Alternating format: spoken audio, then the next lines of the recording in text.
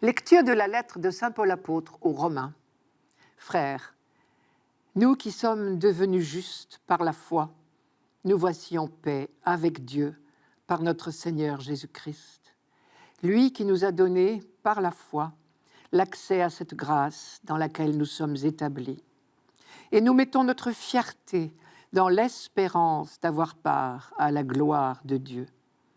Et l'espérance ne déçoit pas, puisque l'amour de Dieu a été répandu dans nos cœurs par l'Esprit Saint qui nous a été donné. Alors que nous n'étions encore capables de rien, le Christ, au temps fixé par Dieu, est mort pour les impies que nous étions. Accepter de mourir pour un homme juste, c'est déjà difficile. Peut-être quelqu'un s'exposerait-il à mourir pour un homme de bien. Or, la preuve que Dieu nous aime, c'est que le Christ est mort pour nous, alors que nous étions encore pécheurs.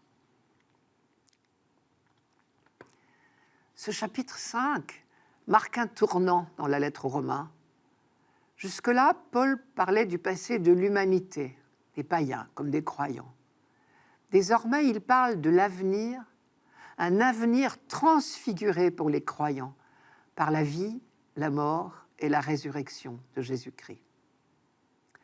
Peut-être pour comprendre la pensée de Paul, faut-il lire ce texte en commençant par la fin. Donc je le prends à l'envers.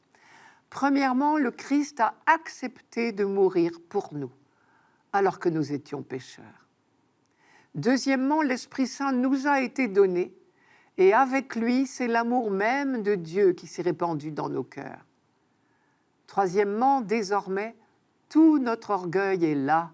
Nous espérons et nous savons que nous aurons part à la gloire de Dieu. Je reprends ces 3 points. Premièrement, le Christ a accepté de mourir pour nous, alors que nous étions pécheurs. Pour nous, en français, la formule est ambiguë.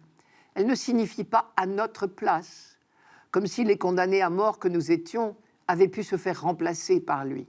Pour nous veut dire « en notre faveur ». Alors que nous n'étions encore capables de rien, le Christ, au temps fixé par Dieu, est mort en faveur des coupables que nous étions, dit Paul. De quoi étions-nous coupables ? De toute la haine et la violence qui envahissent la vie des hommes. Tout cela, bien souvent, par amour de l'argent ou du pouvoir. De quoi étions-nous coupables ? De cette espèce de dévoiement général que Paul décrit au début de cette lettre aux Romains et qui fait qu'on a bien souvent envie de dire « pauvre humanité ». Créée pour la paix, la tendresse, l'amour, le partage des biens et des joies, l'humanité a laissé s'installer en son sein des germes sans cesse renaissants de division, d'injustice et donc de haine. Et on a bien peur que ce soit sans issue. Jésus prend cette situation à bras-le-corps et il la combat jusqu'à en mourir. Il vient dire ce qui est pourtant simple, mais que nous avons bien du mal à entendre. Il vous faut retrouver le seul chemin qui mène au bonheur. Dussé-je en perdre la vie, je vous montrerai jusqu'au bout ce qu'aimer et pardonner veut dire.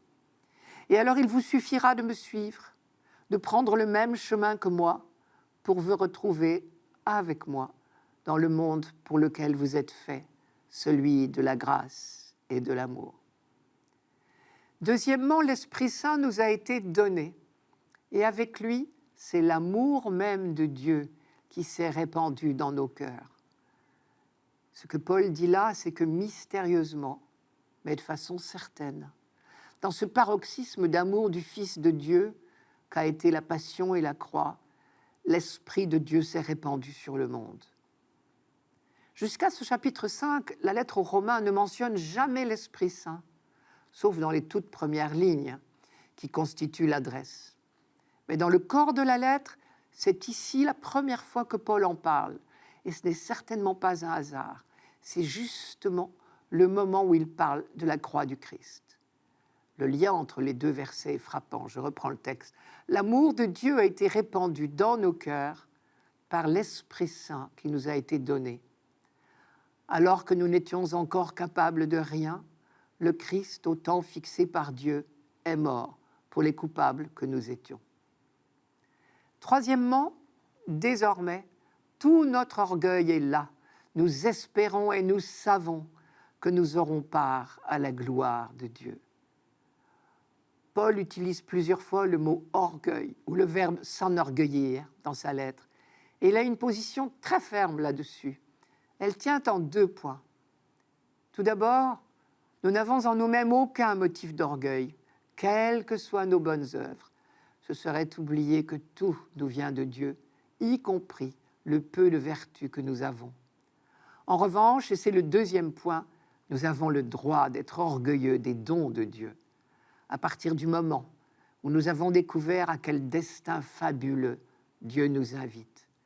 Déjà son esprit nous habite, et mieux encore, nous savons quelle gloire nous attend quand ce même esprit, justement, aura transformé nos cœurs et nos corps à l'image du Christ ressuscité. Le récit de la transfiguration, dimanche dernier, nous en a donné comme un avant-goût. Quel chemin depuis Massa et Mériba, le récit du peuple soupçonneux de notre première lecture. Un chemin que seule notre foi en Jésus-Christ peut nous faire parcourir.